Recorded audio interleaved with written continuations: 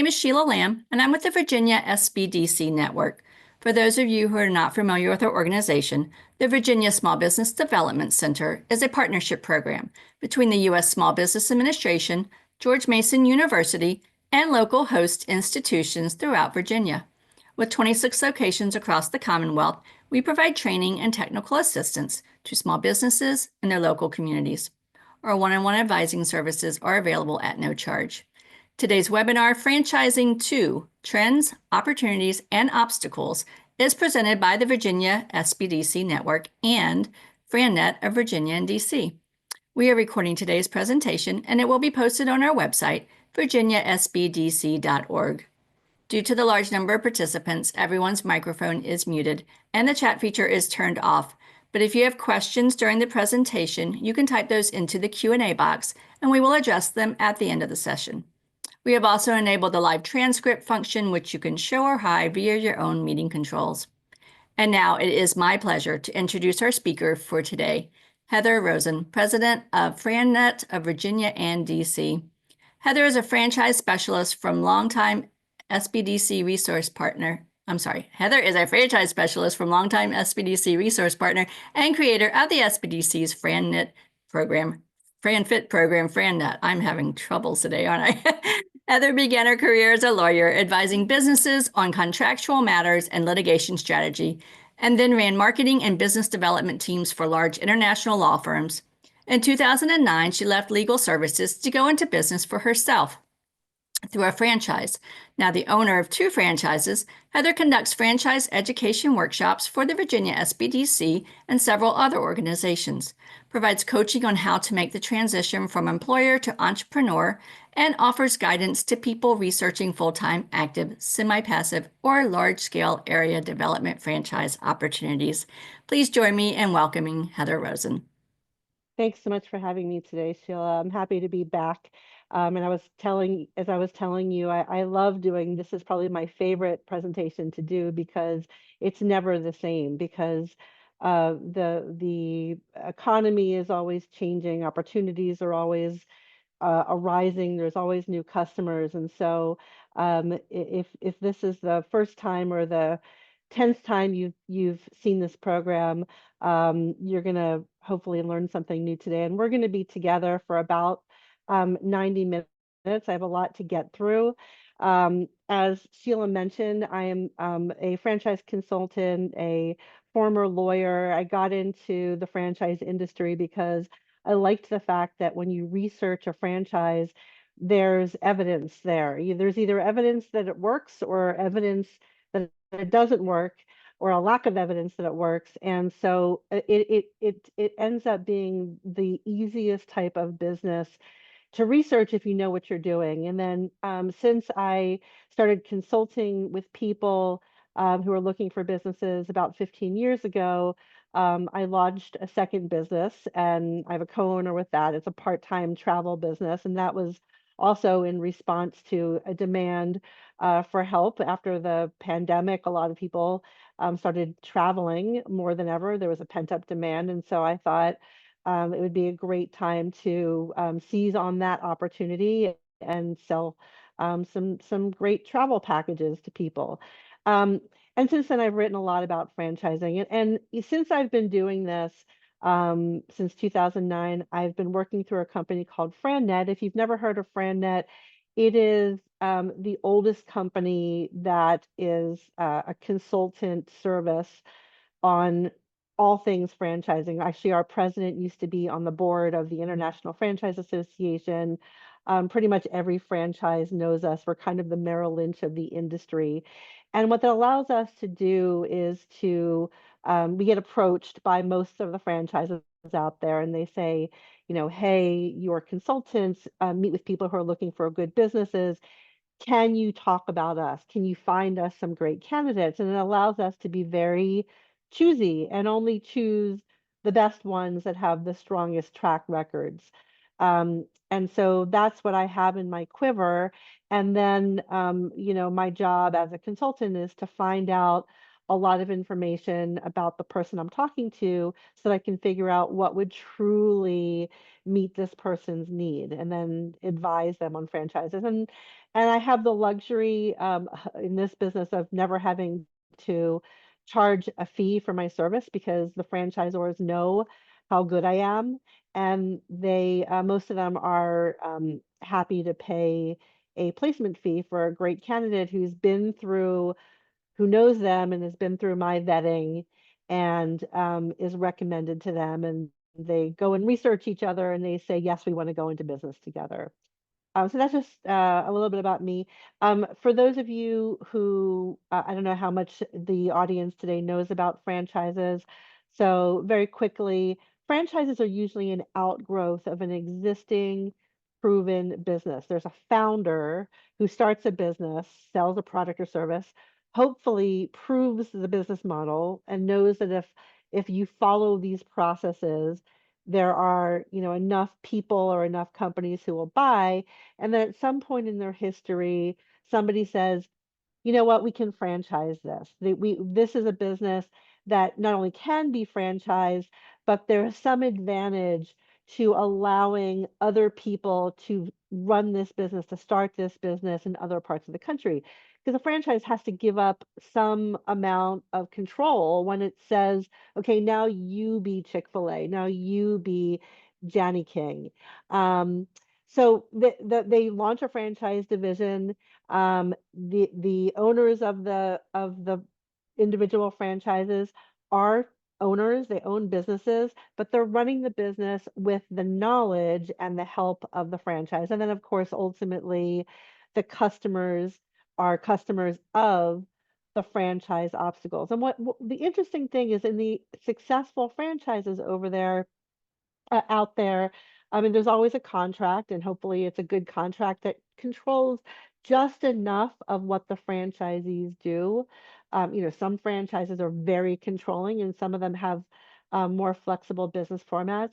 But the end of the day, what should happen is that the royalties that the franchise is collecting from the franchisees become more important than the sales of the product or service from the original corporate stores. And in fact, a lot of times the franchise will take the original corporate stores and sell them as franchises to someone else. I have actually been involved in some of those transactions. And so the royalties themselves become the lifeblood of the franchise. That is a snapshot of the franchise model itself.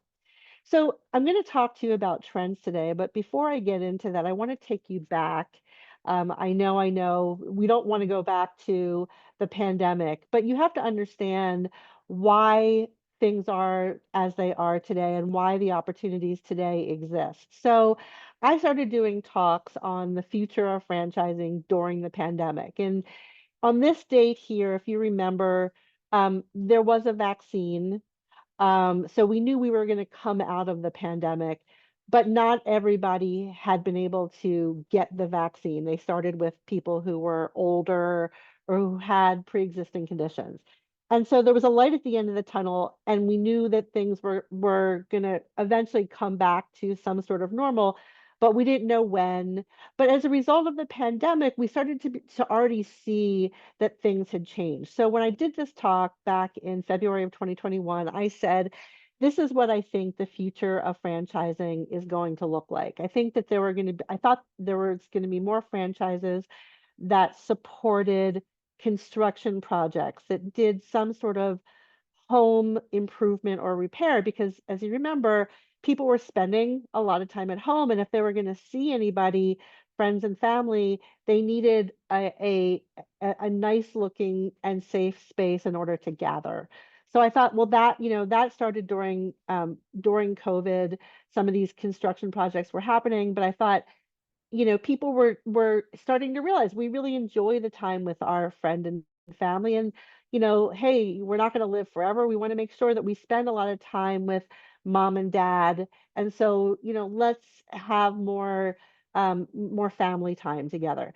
I also said that there was going to be a greater demand for pet care and pet supplies because during COVID, a lot of people adopted COVID puppies and kitties. They also had more children. And not only did they have more children, but there were education gaps because not every child was capable of learning the same way that they had been able to learn when they were in person. I also said that there was going to be more demand for, I call them personal recovery services. A lot of us let ourselves go. I gained weight. A lot of people let their hair grow out. They didn't, they just had to be camera ready. They didn't have to necessarily look good.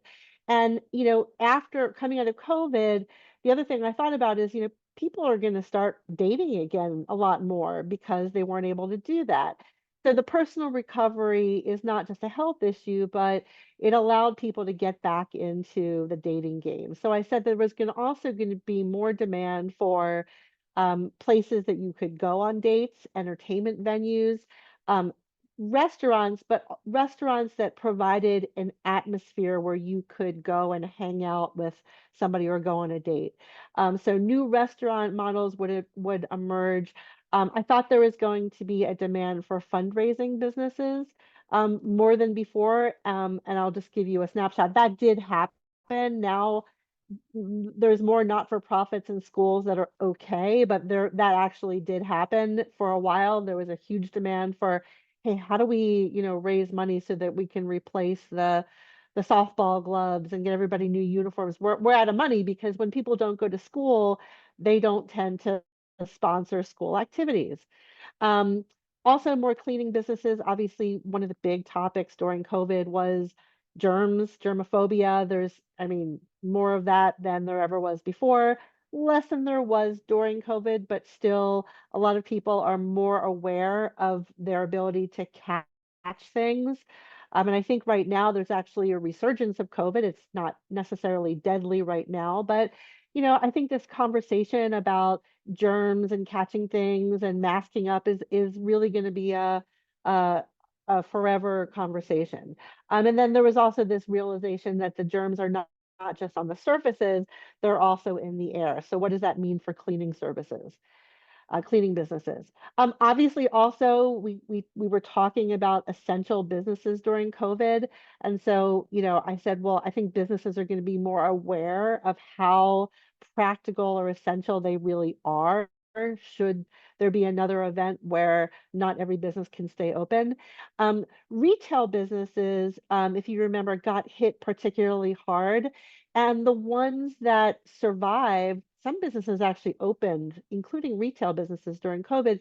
But what was happening is they were doing more marketing than before. So there are businesses that provide signage and digital marketing services for businesses, including retail. A lot of retail businesses thought they were fine by just having a decent space, but doing no marketing.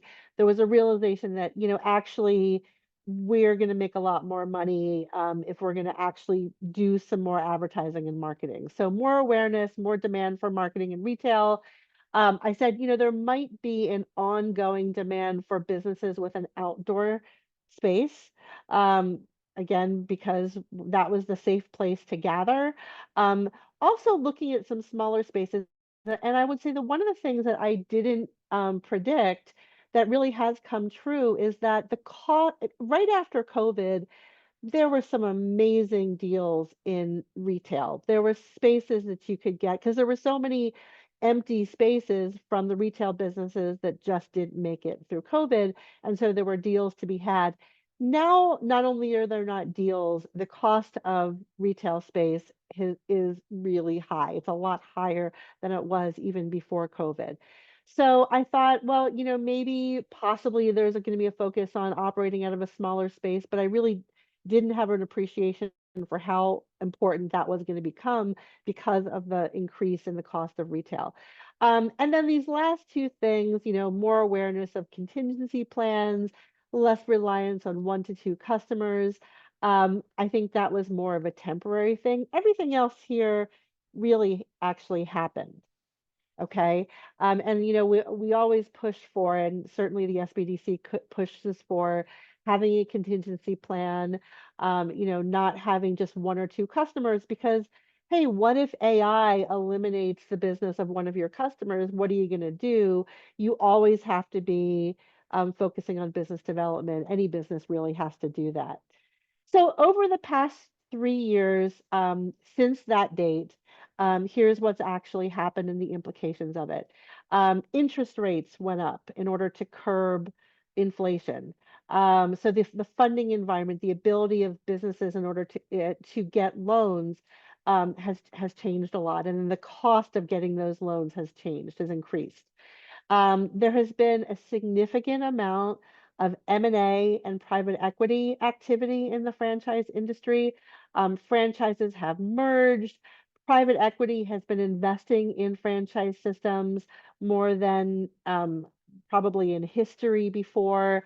Um, Wages went up. They did. So there's higher paying jobs, and most, but not all jobs still have at least a hybrid component. Most of the people that I talked to today, 3 years later, are mostly able to work from home. And so I'll tell you what the implication of that has been.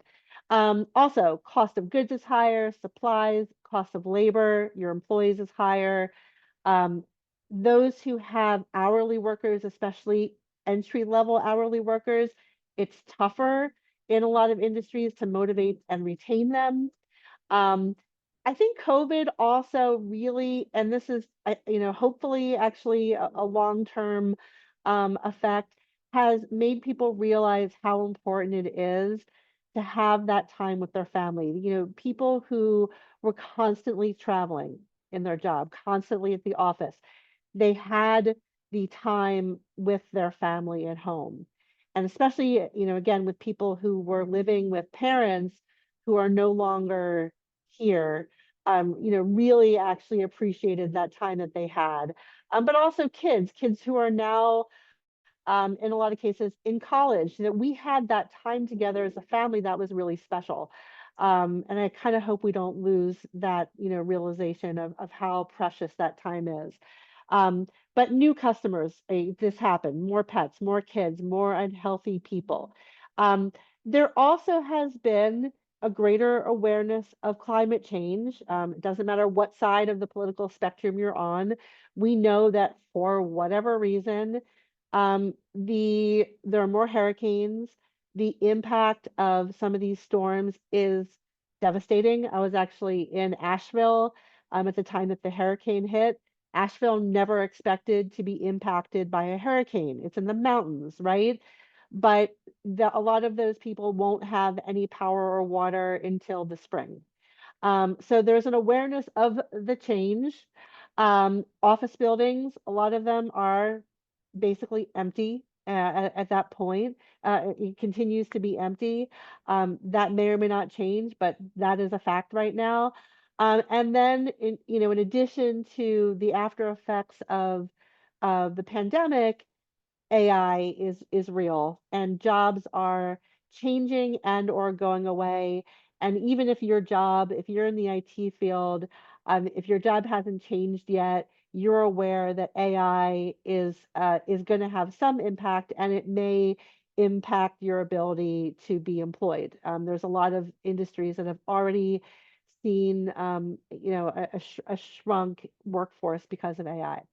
So here's what has come out of these changes, right? So as a result of interest rates being higher, some of the franchises have started accepting deposits, um, pending an SBA loan, or sometimes people will take out a home equity line of credit if they don't need hundreds of thousands of dollars. Not all franchises require that kind of an investment. So some of the franchises said, you know what?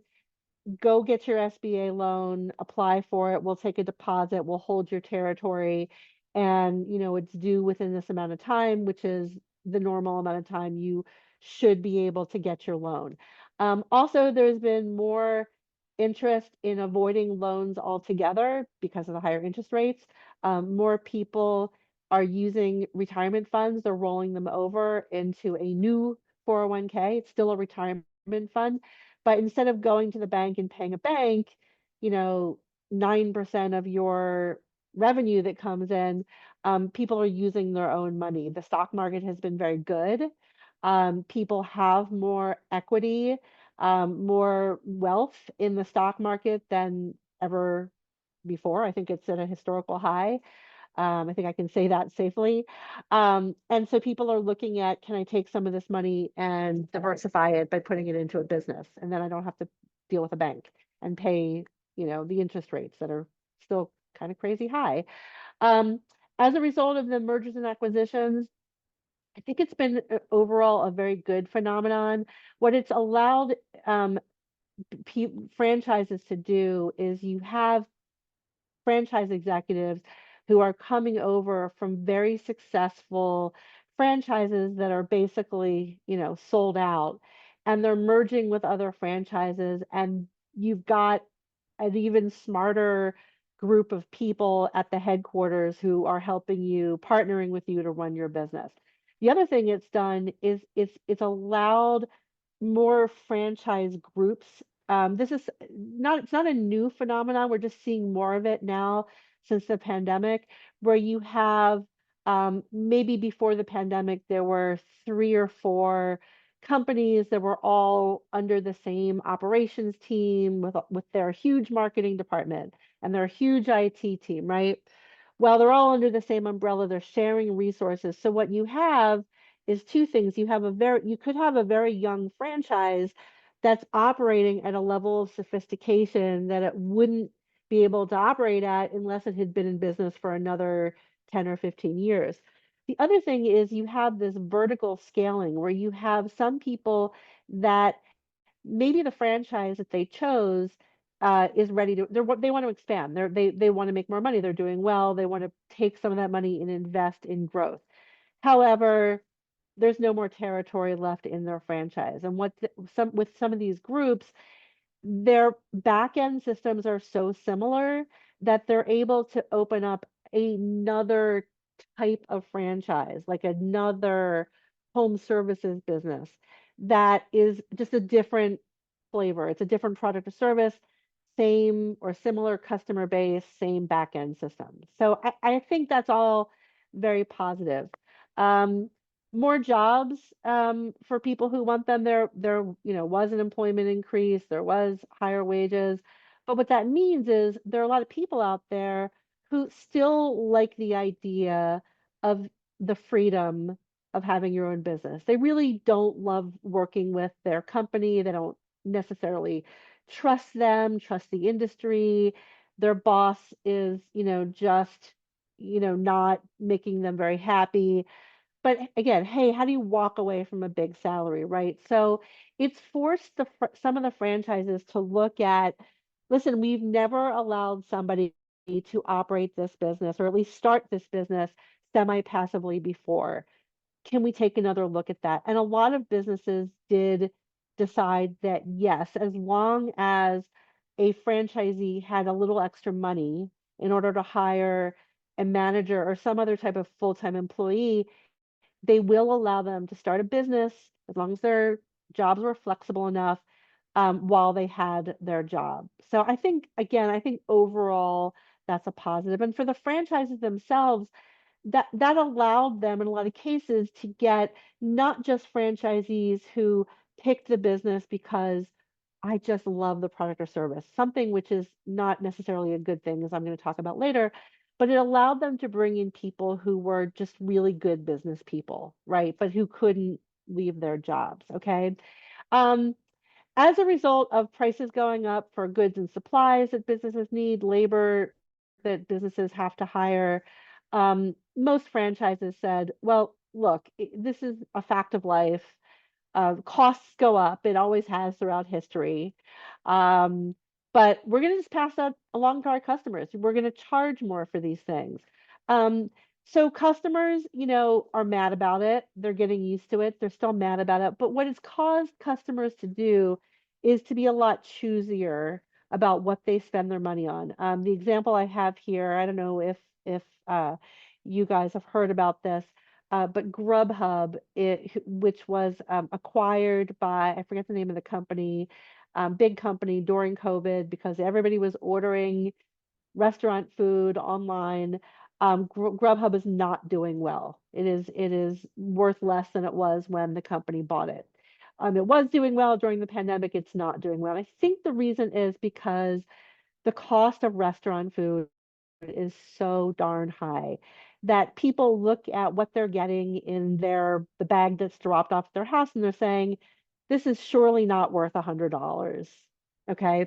So in order to compete, it doesn't mean certainly that restaurants aren't able to survive. It means that if you're a restaurant, you need to be giving your customers more. And franchises are very aware of this, and they're very traditionally and historically have been focused on not just the food itself. Yes, maintaining food quality, but also what is the customer experience? Okay. And a lot of individual restaurateurs, they're just not there yet. They don't understand why business might be dropping now. And I that's usually it. If I'm going to pay $100, I want to have a phenomenal experience. It's not just the good food. I'm going to pay for the experience that I had going out with my friends, family, date, what have you.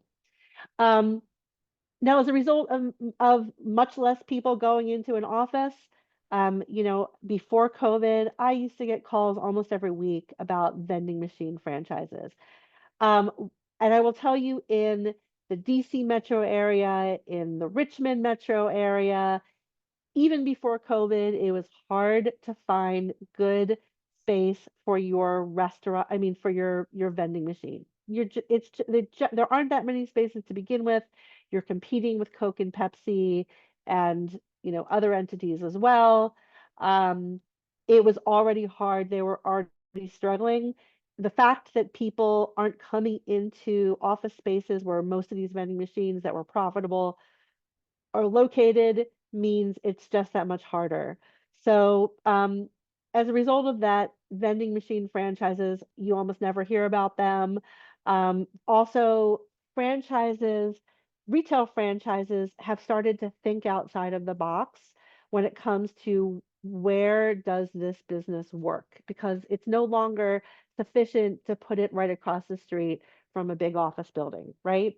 So the franchises have also been looking into, subleasing space in a heavily trafficked space. Or can I make this mobile or movable? Can I bring this um, restaurant, even if it's a small, kiosk or food truck, to corporate events? Because they're bringing people to corporate events, they're not bringing them into the office. Okay. Um, in terms of the impact of people realizing, hey, I really do want to continue to spend this precious time with my family, with my friends, and having more flexible jobs. um, Franchises started to think about, well, okay, if I am going to offer this franchise opportunity to people who, okay, maybe they have time to start a business while they work from home in their day job, but the reality is, if they have a day job, they're not going to be able to pick up the phone when a potential customer calls. So more franchises launched call centers. Wonderful thing, because honestly, even the full-time owner operators didn't want to be picking up the phone all day or necessarily hiring someone to do it. They wanted to be working on the business, working on expansion opportunities, working on hiring people, working on growing their investment. Okay. But also, more franchises started thinking about, can we offer group health insurance? Most of them still don't. Not because it's not the fault of the franchise per se. The insurance companies have to see your group as a group, but more of them, have figured out ways to be able to offer um, some ability to have health insurance. But of course, there's also the Affordable Care Act for those who can't. If you go into a business full time, you're not just SOL when it comes to insurance. There is still affordable insurance that you can get. Okay. Some franchises have also experimented with offering something like a salary. Most franchises still don't do that, but they're playing with ideas, other kinds of benefits. I will say that one of the big trends that I'm going to be talking about in a different presentation, that really allows people to have some of these things right up front, is converting existing businesses into franchises. So I think, you know, these things that I have here are, I would say, still in the experimental phase. It does exist, and certain types of franchises are more conducive to it. But the point I want to make here is you can have employee benefits, you can have health insurance, you can pay yourself a salary, even if your franchise didn't offer this. But there are some more innovative things that have been offered as a result of the desire of people to have a business that doesn't, require them to pick up the phone all day. Um, as for new customers, there have been more franchises that offer services and products for children and for pets. There has been a huge growth in the health and wellness industry. This is one of the strongest trends in franchising. Health, wellness, I would add to that appearance. It's all kind of tied together. Weight loss, eyelashes, eyebrows. People let themselves go during the pandemic. A lot of people are not still at their fighting weight, fighting look. Um, and in addition to that, there are some, long-term health effects that people have from having COVID. And so there are so many franchises that have responded to that. I think that in this space, it's exciting for sure. But I think that you just have to be a little cautious that if you choose a franchise in this space, you choose something that the wellness solution is not, it itself has a track record, you see, because there are some that are still kind of experimental as well. Um, so new issues and problems to solve. One of the big ones is still how do we get employees back to the office? Because companies still struggle with this. Some companies, I don't know if they'll ever be able to do it, but there's still a productivity issue. Most companies would still say, do still say that they're not getting as much out of their employees as they did when people were in the office. And so franchises have been working with companies on this very issue. Business coaching franchises, there are franchises that offer food and entertainment options that draw employees back in. They want to go and they don't want to miss donut day, especially if it's a hot, fresh donut made customized for them.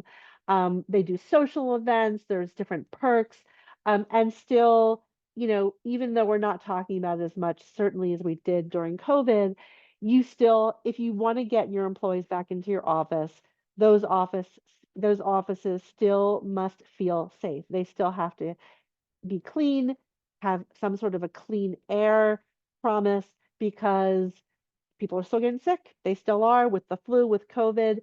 And if you want them to come back into the office and stay, you have to create a workspace where they don't get sick because they're in your workspace. Okay, so in terms of climate change awareness.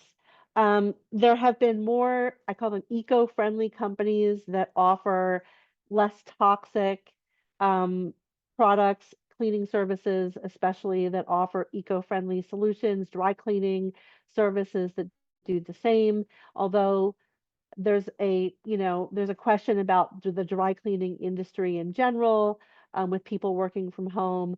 The products that are being offered are better, supposed to be less harmful products.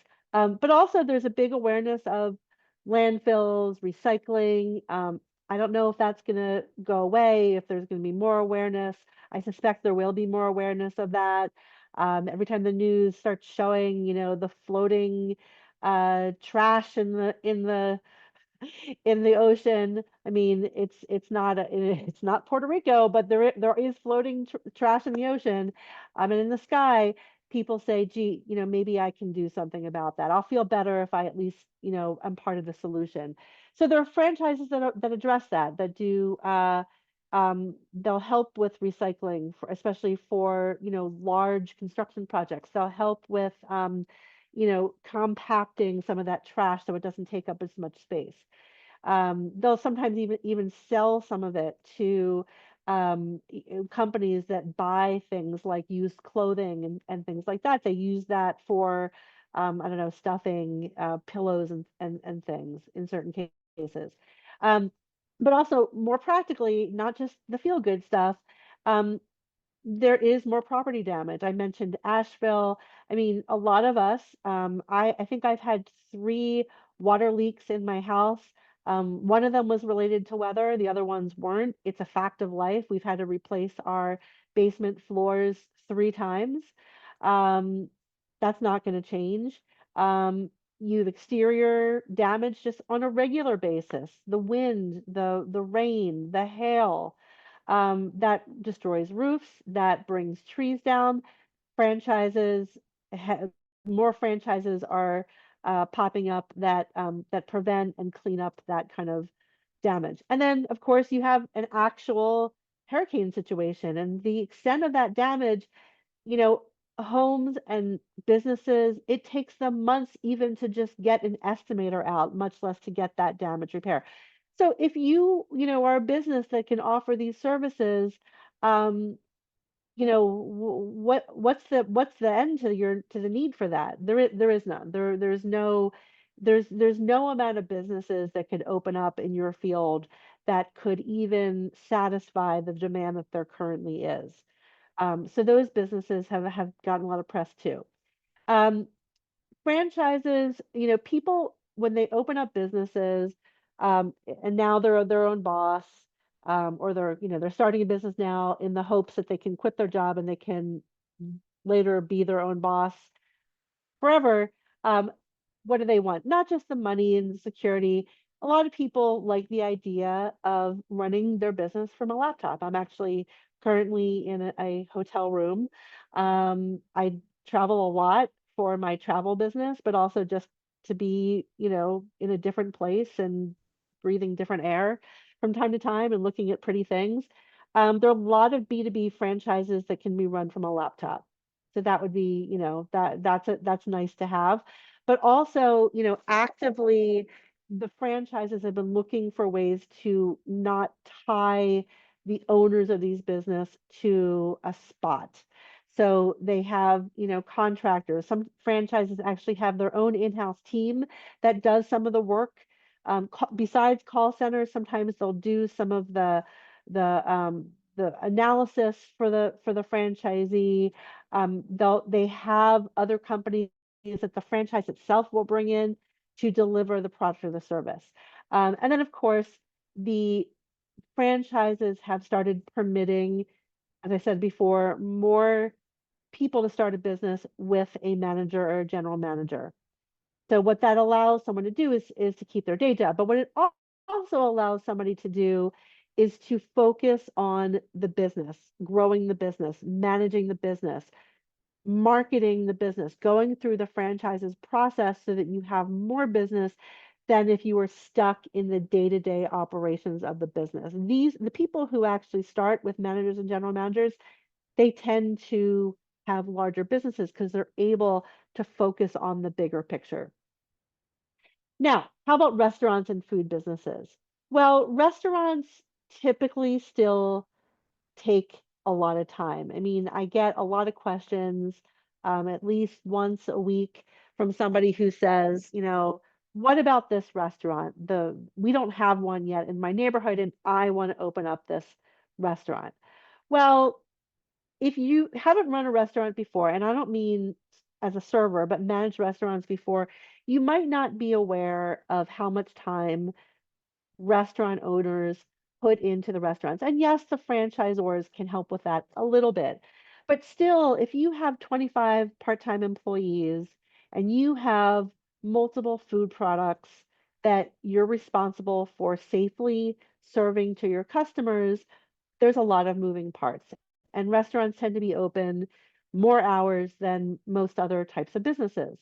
So it's something to consider. But as I said, more franchises are looking at ways to provide, some help or some mobility so that you're not necessarily married to a specific space, bringing the product or service to you. They're looking for ways to scale down menu offerings. You know, generally speaking, when you see a restaurant adding more products to its menu, that's generally a sign that there's a problem. It's not necessarily a good thing. You might be excited as the customer, but what that generally means is the restaurant is not making enough money serving what it's currently serving. Now, of course, that's not always the case, but more often than not, that is the case. And so the you know the franchises who have this years of experience, or they've just they're working with another team of people from another franchise who have the years of experience, they typically look at scaling down menu offerings, not increasing them, okay? And what can we offer that's also self-service? And then, as I said before, if you're going to be charging, $100 for a family of three to eat at a restaurant, you better be able to offer not just great food, but a great experience for somebody. So the franchises are focused on as well. Now, let's talk about the labor issue here. It is not as much of an issue as it was before, immediately after COVID, but it is an issue. It still remains an issue. Franchises are trying hard to help the franchisees. Okay, there is a limit of what they can do.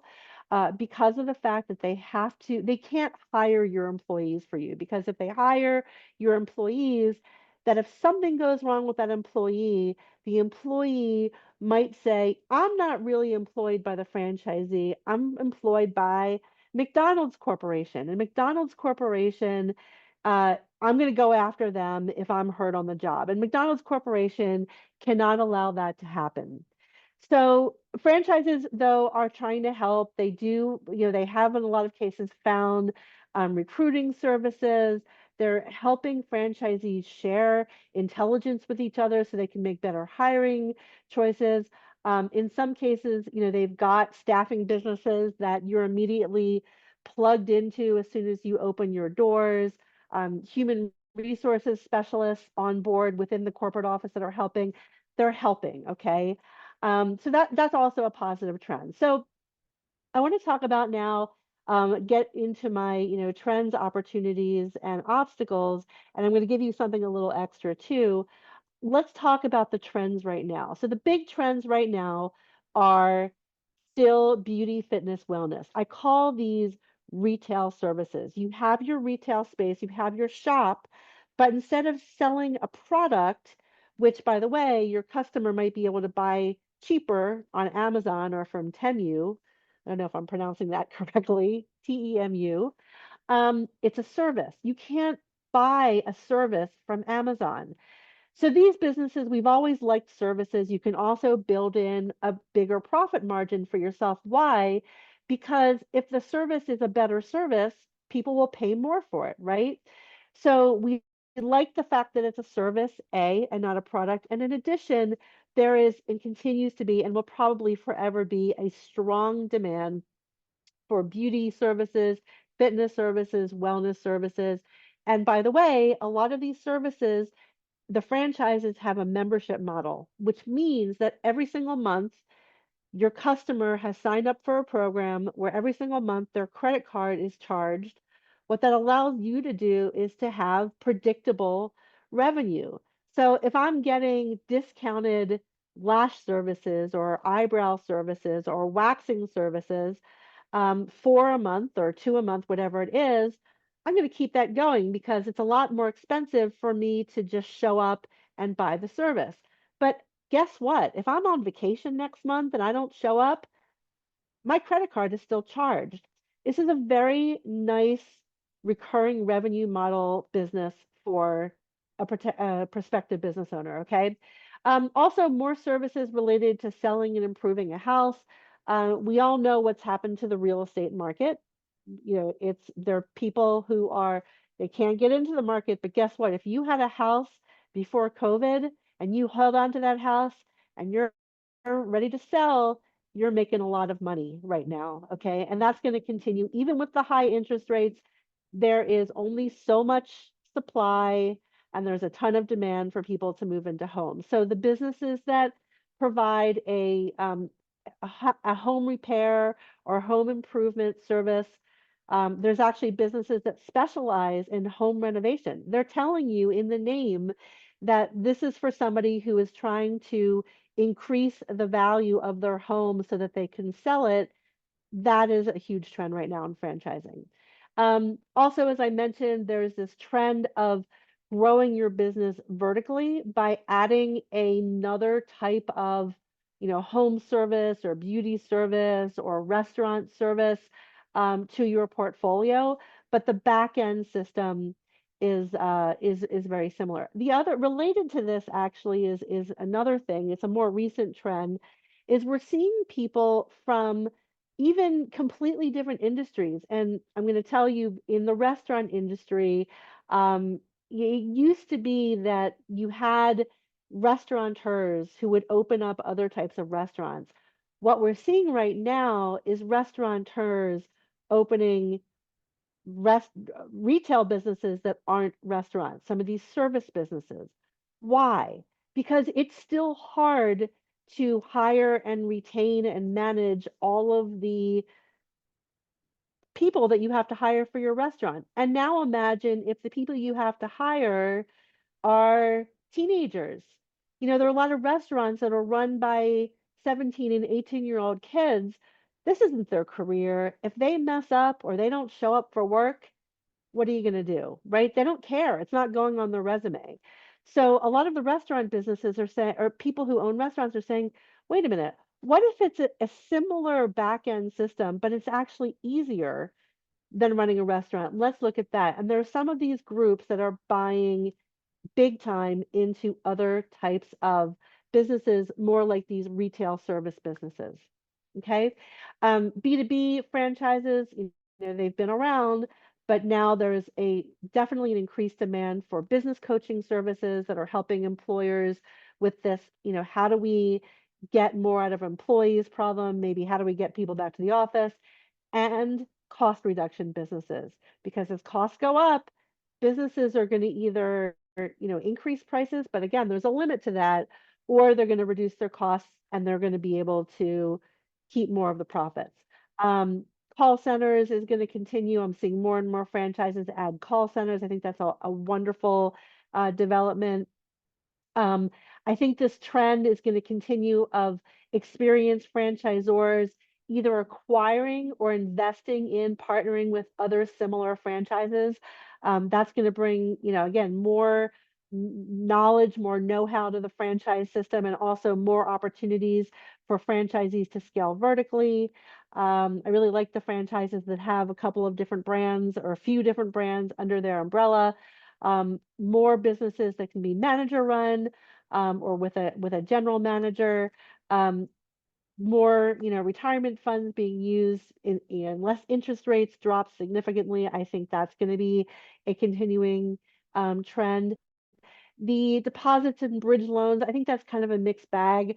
That'll probably continue, but again, as less people are going to banks in order to fund their business, there's going to be less need for franchisors to take a deposit and then wait another 5 or 6 months or more to see if this person can actually get their SBA loan, right? But this is what I was referring to before, is the experienced business owner phenomenon. We are seeing more and more buyer groups of experienced business owners buying up large chunks of territory in the top franchises, including in industries that they've never been in before, but are somewhat similar. Have, maybe there's still a manager, there's still a retail space, but they're looking at, does it make sense to double down on the restaurant industry, for example, or do we go into a retail business where there's more profit and maybe less problems with usually the employees? Okay, or maybe it's a smaller space. That's another thing that some of the other types of retail franchises may allow them to do is, hey, it's $350,000 to open up this salon, but if I open up another restaurant, it's $1 million. Well, maybe I want 3 salons instead, right? Okay, so let me talk about some obstacles here. And I've touched on some of this, but I really want you to think about this because I really hear this a lot when I talk to people who are looking at business options. Um, when I ask people, what do you think you're interested in? It's almost always about a business that they just love. It's all emotion or passion around a product or service. But the problem is, as I said before, especially with restaurants, you really need to have restaurant management experience to understand what you're about to encounter as the owner of a restaurant, and a lot of time and a lot of money. And, opening up this business that you're passionate about, you might be trying to force something that's not going to work out for you. Okay. So honestly, you really want to start with your goals. You really want to start. And then when we see people opening up businesses and then opening up a second location, a third location, et cetera, they have identified their goals and they have looked at businesses that allow that they're affordable, there's growth opportunity, their skill set is a match, they have enough time to run it, and they are financially in a position to manage and grow that business. If it doesn't match, I'm telling you, don't try to force the issue, because there are some franchises that will take your money even if they're not sure you'll make it. Not most of them. I mean, most franchises, um, they don't want to do that, but there are some that will. And sometimes it's just because it's a young business. I mean, you talk about a business where you're potentially the third or fourth franchisee. They might not know how much time and money and what kinds of skills you're going to need to make it work. And so they might accept the business from you, the franchise fee from you, and then just claim, well, we just didn't know. And maybe they didn't. But you need to be, you need to be thinking about it this way if you're going to increase your chances of staying in business and expanding your business. Um, and related to that is industry experience. Now, I just told you that in the restaurant industry, you really should come into it ideally with restaurant management experience. But that's mostly because people who have managed restaurants, they know where all of the pitfalls are. They know all of the things that can go wrong with the business. Um, People who haven't had that responsibility and they're not familiar with the hours and they're not familiar with the health inspectors and they're not familiar with the food poisoning and the allergy issues and the employees not showing up and the employees making mistakes that could get the restaurant shut down. I mean, you're investing $1 million potentially in a business, and your business is run by 18-year-olds. You better know exactly where all the pitfalls are. Um, but outside of the restaurant industry, most franchises do not require you to have industry experience. And in fact, a lot of them don't want you to have industry experience. Now, why would that be? Um, Most businesses, well, they're not as hard as the restaurant business, okay? And the franchisor has the industry experience and they can tell you how to run the business. What they look for instead of industry experience is they would rather have somebody, for example, who has a track record of successfully managing a similar number of employees. If you have a business with 25 employees and you've never managed anyone, or you've only had, one or two direct reports, there's going to be a much bigger learning curve that you might not be able to pick up on in order to avoid problems with your business, right? So they're more interested actually in transferable skills, management, sales. Depends on the business. Every business requires a different skill set, but don't start with, do I have industry experience? That's not the right question to ask. Also, if you're going to go into business with a partner, and a lot of people I'm talking to right now are thinking about going into business with a partner, you better have those conversations early on about how much time each of us has to put in, how much money each of us has to put in, and not just at the beginning, because you're going to have to make changes in your business. You're going to have to upgrade things. You're going to have to buy into new marketing programs, right? So you have to know that you have enough money for that and you can agree on things. And also, don't forget, if you go into business with a partner, you're also splitting the revenue with them. So you have to make sure that the person that you're going into is somebody who you can agree with. It's a lot less complicated if you start a business, if you're going into business with somebody, if it's somebody who lives in your house, because you're sharing money, You already have a great, well, hopefully you have a great relationship with them. You know how to work through issues. But if you're starting with a partner potentially who doesn't live in your house, you each are trying to make your own money to support your own families, a lot of times there's some additional complications there. Okay. Also, if when you go into business with a franchise, you're going to get presented with a contract. A lot of people like a lawyer to look through it. They're probably not going to be able to change anything for you because franchises are not going to give you a special contract just because you asked for it. They like all of their franchisees to have the same contract.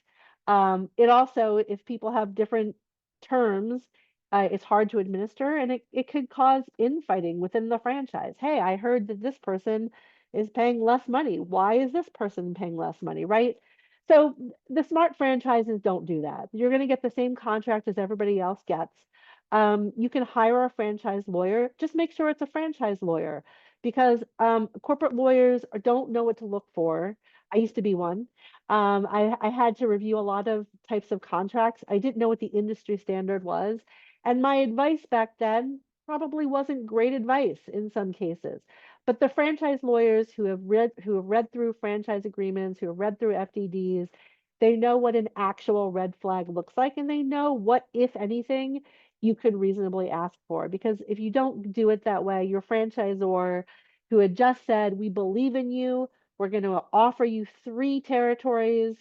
At that point, if your lawyer is coming back with all these ridiculous requests, they might walk away and say, you know what? You don't understand franchising. Your lawyer doesn't understand franchising. We think you're going to be a thorn in our side if you join our franchise family. So we'd rather you not do that. Okay.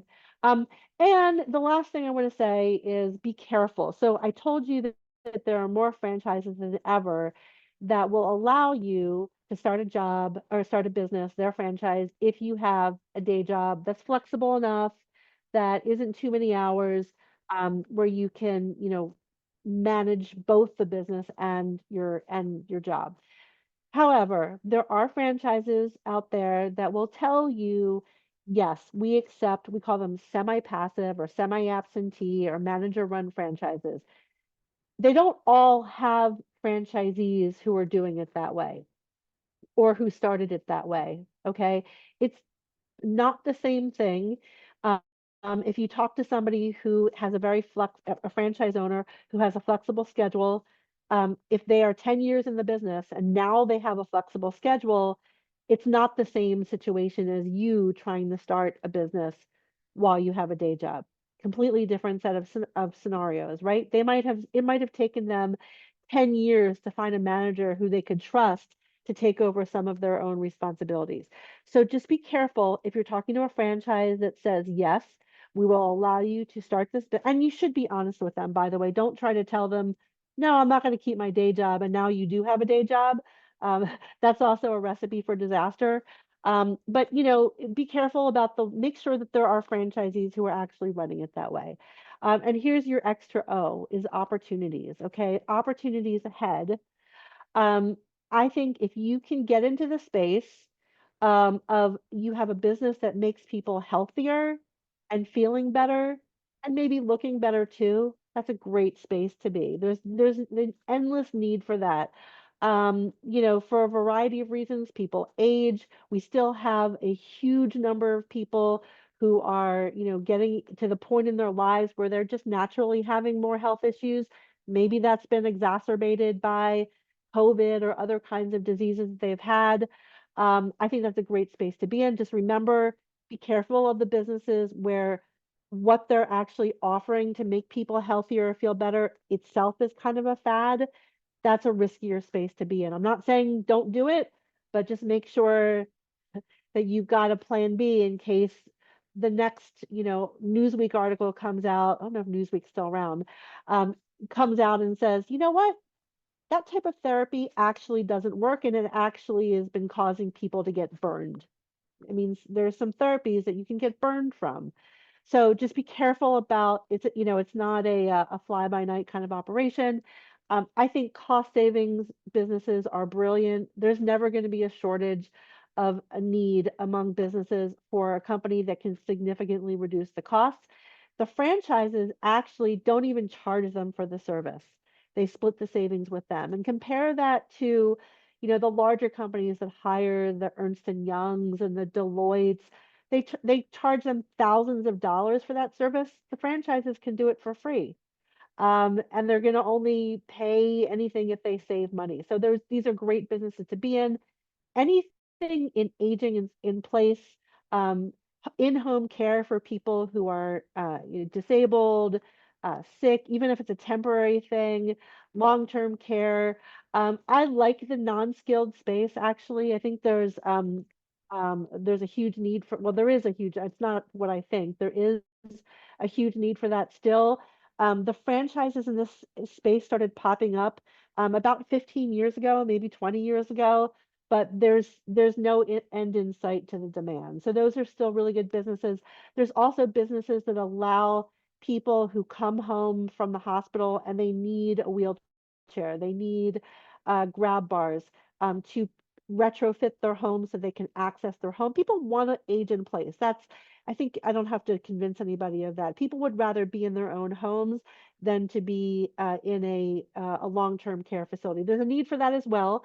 And by the way, there are franchises that consult with people who do need to go into those facilities, but people want to stay in their homes as long as they can.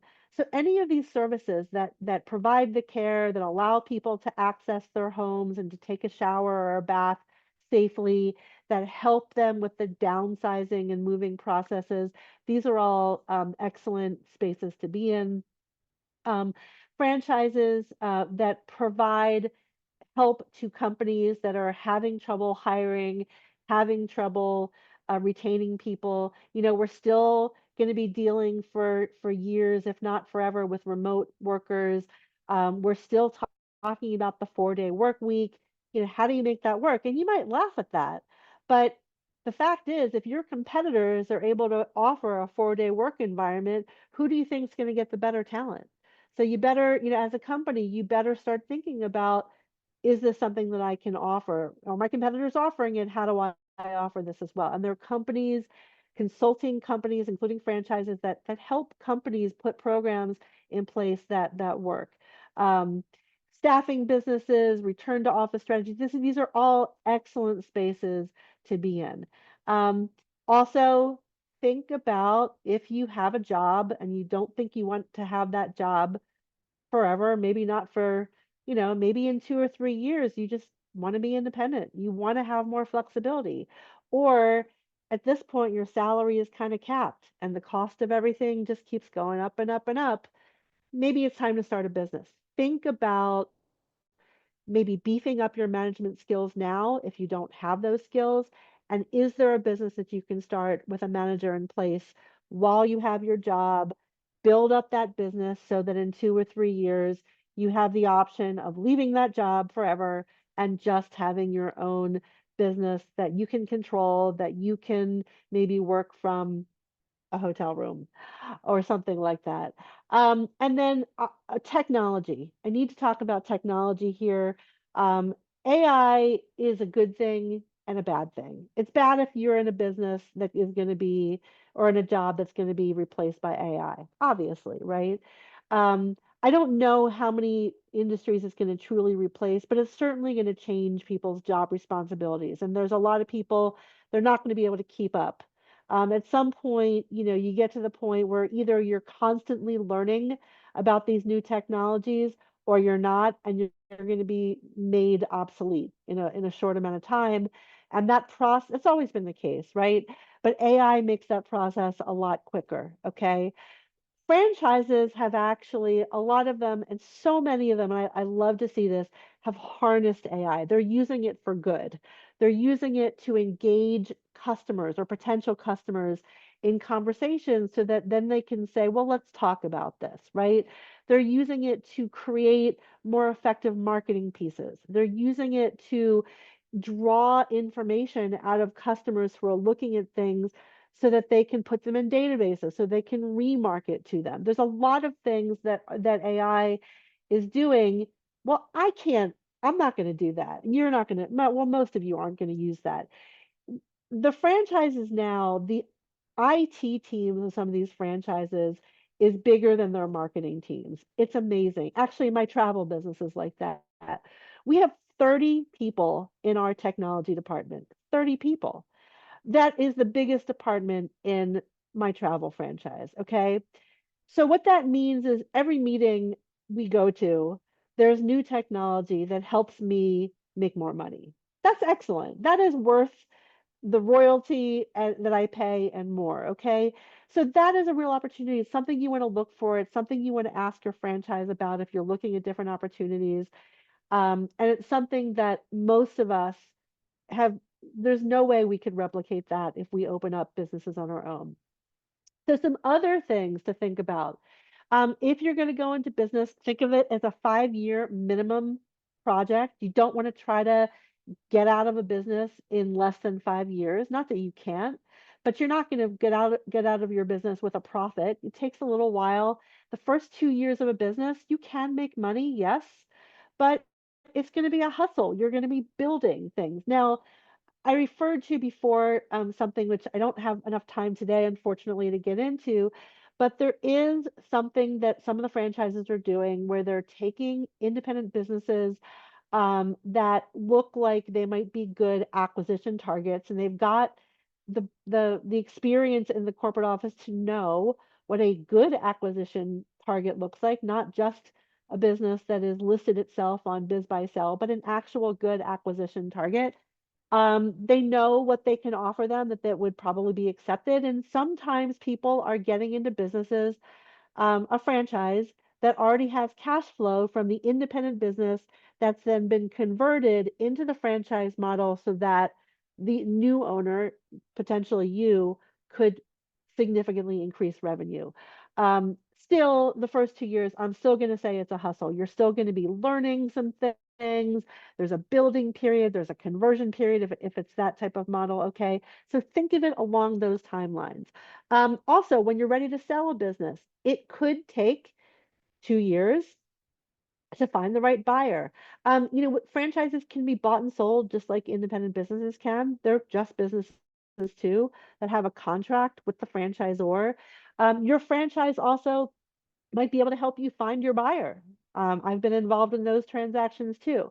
But if you're thinking about selling your business, if you have a long-term exit strategy, if you know that in 10 years you want to definitely be fully retired, cashed out of your business, then start the process 2 years before that and start putting things in place.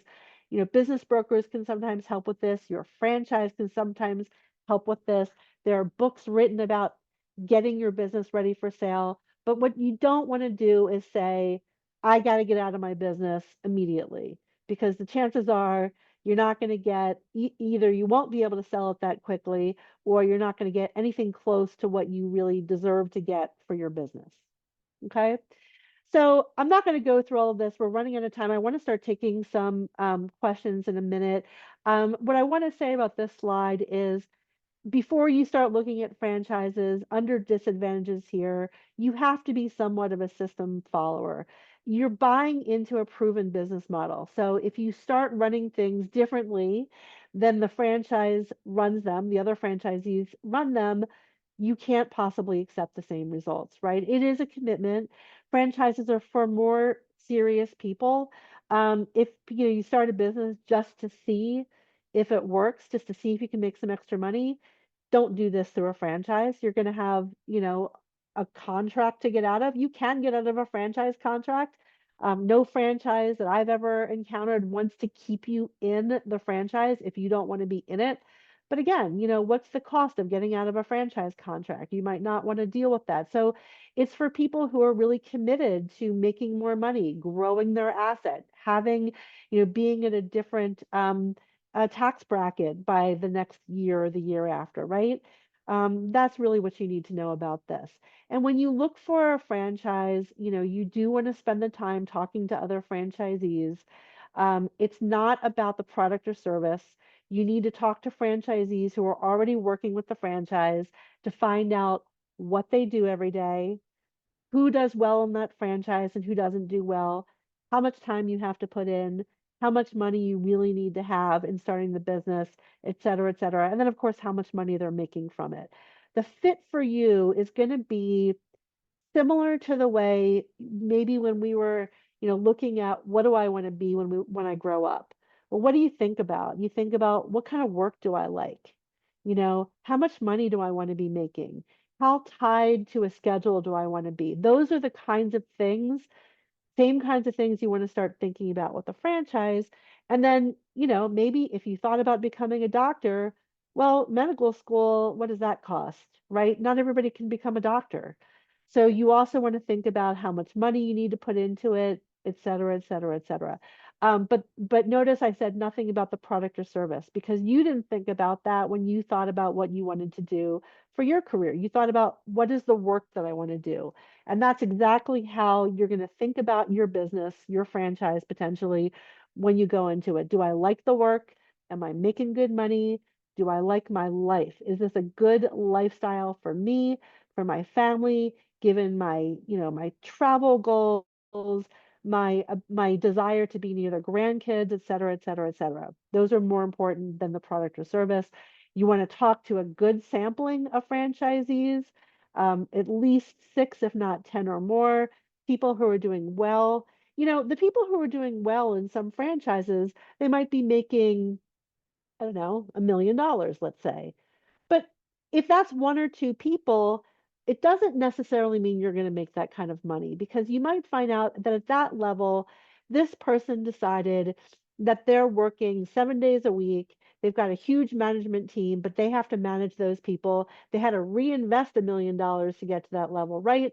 So that's why it's so important to talk to a good sampling. What are the average people earning? Or was it just that the people who are the top people in the company, maybe there's more than one or two of them, maybe there's 10. Maybe it's because they had a specific skill set coming into it or a certain amount of discipline. And then you can more accurately say, am I like that person or not? And if you are, well, obviously that's a really positive thing. This you might be on the right track with that franchise. Um, Remember when you're looking at different options to think ahead, not just what your life is like now, but again, are your kids in 5 years or 10 years going to be in college? Maybe you want to be able to spend some time living where they're living because they don't always come home, right? Think about your financial goals, your lifestyle goals, what kind of flexibility you want to have today, maybe because you have a day job, but in 5 or 10 years, what would be the home run for you? What does that look like? Let's see if we can go and find a business where other people are experiencing your dream, okay? And then what kind of skill set you come into this with. We talked about that. Um, hey, not all franchises have employees. So, I've worked with people who have had management experience. They currently manage employees. They don't like that aspect of your job. So you want to think about not just your experience, but what's your wish list here? Do you want to not have the hassle of employees? You have to be, I think, some people that I talk to, they like to keep all the options open, but I'd rather hear the honesty. I'd rather hear from them. You know what? I can manage people. I've done it before. I've always hated that aspect of my job. Why don't we try to find a business that doesn't require any employees to start? If I decide I want to add some employees or associate, I can, and I can grow my business that way. But let's say I just don't want the hassle.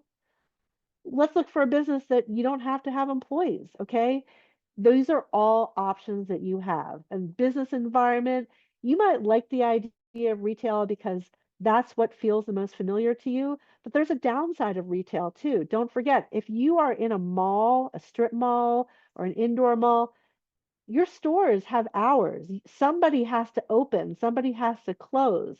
That might be you. In certain franchises, that is going to be you until you find that star manager who you can trust with your massive investment. And that might take years to get there. So think about, what kind of environment do you really want to be working? I'd rather have these discussions. You'd rather have these discussions now before you commit to something that doesn't make your life any better. In fact, it causes you some unneeded anxiety. Okay. So short-term strategy, find a business where you won't fail, right? Do the research, spend the time. Don't just jump at something that sounds too good to be true. It probably is.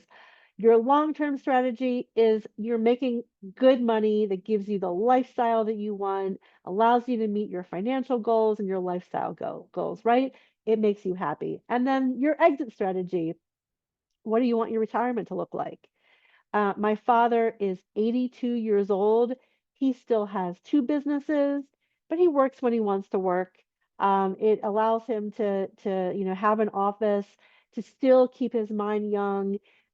They don't need the money, but it helps them it helps him to have a business where he's still making money. He has a hard time spending money. He really doesn't like spending money. So to have a business that it allows him to keep making money, this is what's getting him through his retirement. He looks forward to all of the business that he gets to do, to meeting new people, to going to conference. He absolutely loves it. It's hard, honestly, to get him to take vacations with us because he loves his work. Would you like that kind of retirement? Or do you want not like that retirement? Everybody's different. And some people like the idea of building a business for their kids. A lot of kids graduate from college and they don't really know what they want to do, or they get into a field that they end up not liking. Would it be nice to have a family business that you can bring your kids into if they choose to? Don't force your kids to join the family business, but that you can offer to your kids and bring them into the business. And guess what? That ends up being, as a parent, a wonderful thing to have with your children. It's wonderful to be able to share the experience, to have the business to talk about. It's actually really special. Okay, so think about how you might want your retirement to look.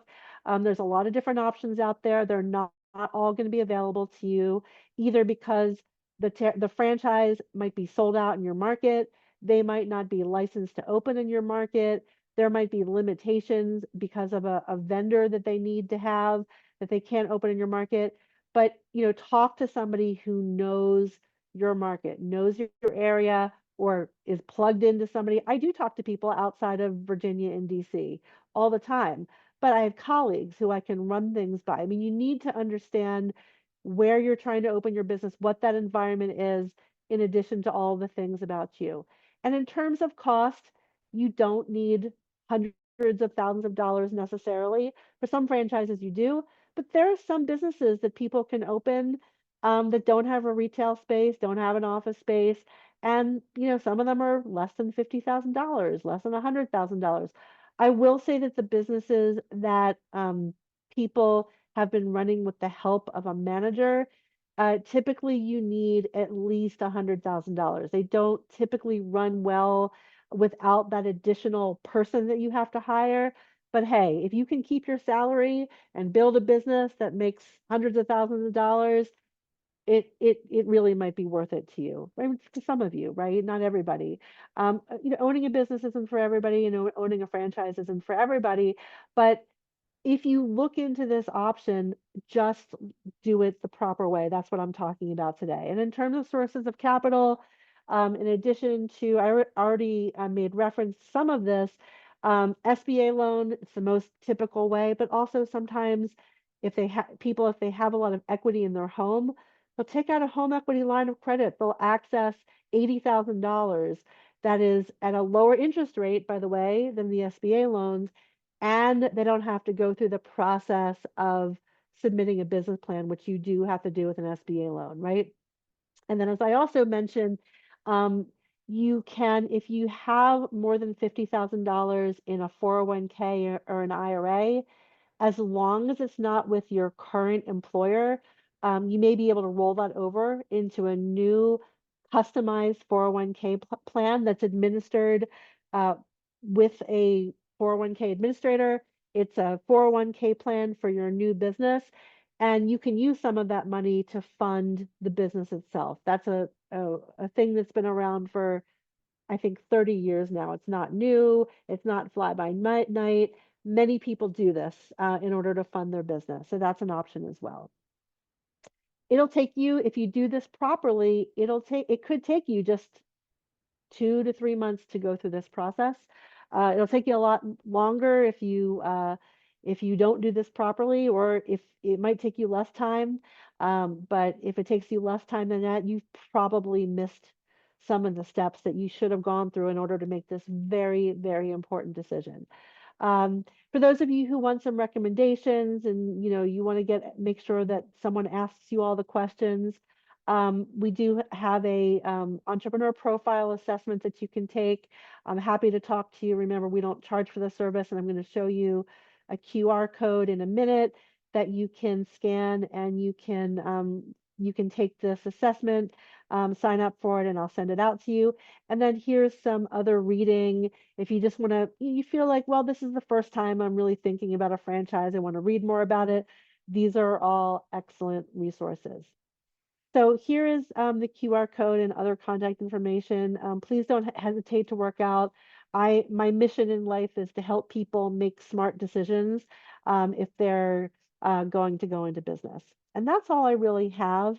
I don't know if anybody has a question. I do see some activity in the chat. Oh, but I think this is also an evaluation form. Oops. Yep. Hi there, Heather. Hi. That was fabulous. So much good information. There are no questions at the moment, so that tells me that you definitely gave a lot of good information to absorb, right? But if there are any questions, we do have about 10 minutes that you all can drop those into the Q&A box, and Heather can answer, pick her brain while we have her here live with us. And I do appreciate if you do fill out the webinar evaluation. It gives you an opportunity too to suggest other topics you'd like us to cover too. Yes, please do So, that. Please do. yeah. So if we have any, oh, we might have had one drop in. Let's see. Okay, so someone's asking, could you please name or show the books you just recommended? They didn't catch Oh, them all. there you go. Thank you. Yep.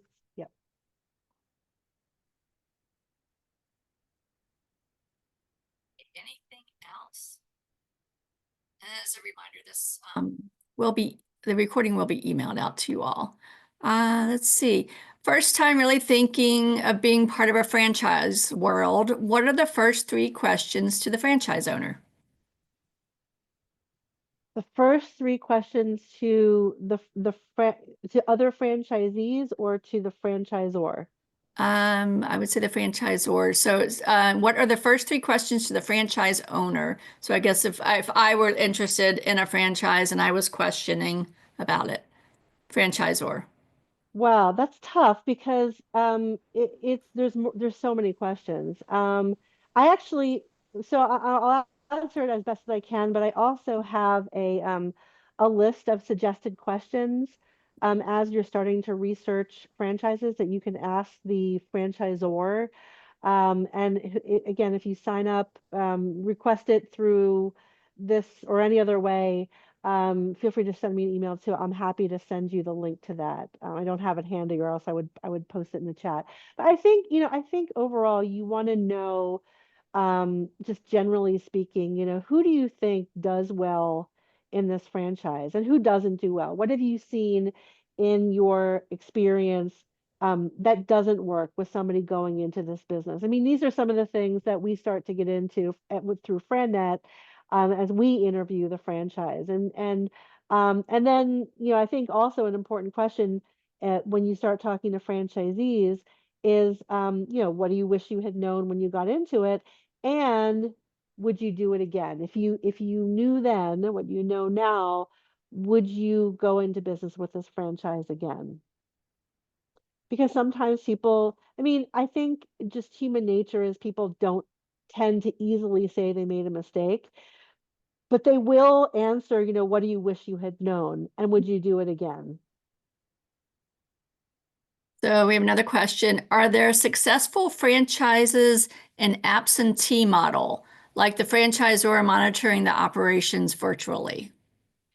Yeah, there's several of them. I mean, like I was saying before, there's more now than there were before COVID. I will tell you the first industry that really built a model designed, and this is before COVID, the first industry to build a model designed for somebody who wasn't um, physically present and maybe had some other businesses or a day job, was the beauty industry. It really started with haircuts back in the 80s. It was, the haircut business said, hey, wait a minute, why can't someone open up a hair salon if they can't cut hair? I mean, don't we really want the licensed stylist to cut the hair? We don't need the owner to cut the hair, do we? No, we don't. So they were the first to embrace that.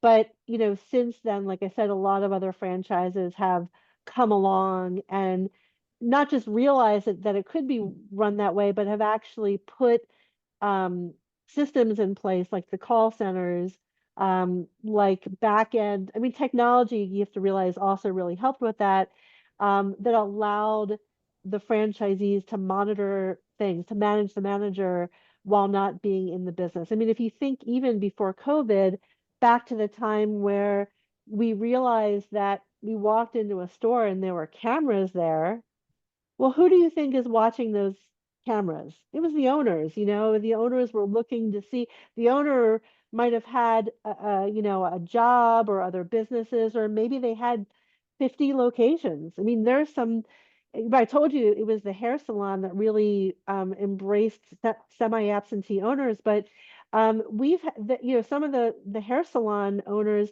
own 50, 100 locations. So this is somebody, they're obviously not physically present in these locations. They're monitoring things using technology. And now it's not just the cameras. They're able to monitor P&Ls through technology as well. So a follow-up to the question before about the questions to ask the franchisor. They're asking and asked to speak to 10 plus franchisees, correct? Was that what you had Six said to earlier? 10. I mean, you can talk to as many as you want, but I would say no less than six, and maybe somewhere between 6 and 10 is more typical. Okay.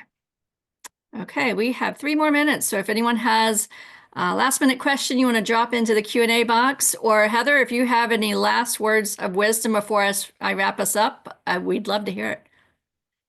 I mean, my words of wisdom are, and I didn't really touch on this, but there's a lot of fear out there right now because of change. I mean, call it what you will, but obviously a lot of things have changed over the past few years and are continuing to change. Again, doesn't matter what side of the political spectrum you're on, things are going to change. And I would say don't let change look business owners look at change as okay, where is the opportunity that comes out of the change? It's not so much, ooh, change is scary. But because of this change, and this is what I've been trying to focus on today, because of this change or the changes that we think are coming, where are the new opportunities that come out of this? There's a lot of wealth that's going to be built, that's already been built since COVID, that's going to be continued to be built over the next several years. And if you want a piece of this, don't sit back and just be fearful about things to come. Look for the opportunities and go and do something. We had one last question drop in, and obviously this could be a very long answer. So if you can just give a short answer, if possible, any advice for franchisors? Um, understand who does well in your franchise and go and look for that person. Really spend the time trying to figure out what somebody needs to bring to the table to be successful. And if there isn't a pattern, you might need to work on your system a bit because you're gonna need to have some consistency. That's what people are buying. They're buying your knowledge about if I follow this process, um, this is how much money I'm going to make. And if there isn't a pattern there, it maybe spend some time working on that model until there is a pattern. Fabulous. Heather, thank you so much. You're So welcome. much information. Thank you. And I want to thank everyone who attended today and remind you, you will receive an email with a link to this recording. If you would like to sign up for upcoming webinars or access recorded webinars, please visit virginiasbdc.org/training. These resources are designed to be used in collaboration with your local SBDC advisors. You can sign up for a free and confidential session by emailing help@virginiasbdc.org or via our website. And you may also get in contact with Heather by using that same email address. I will send you on to her. We do hope to see you all at our next session, and we hope you have a wonderful Thanksgiving. Take care, everyone. Take care.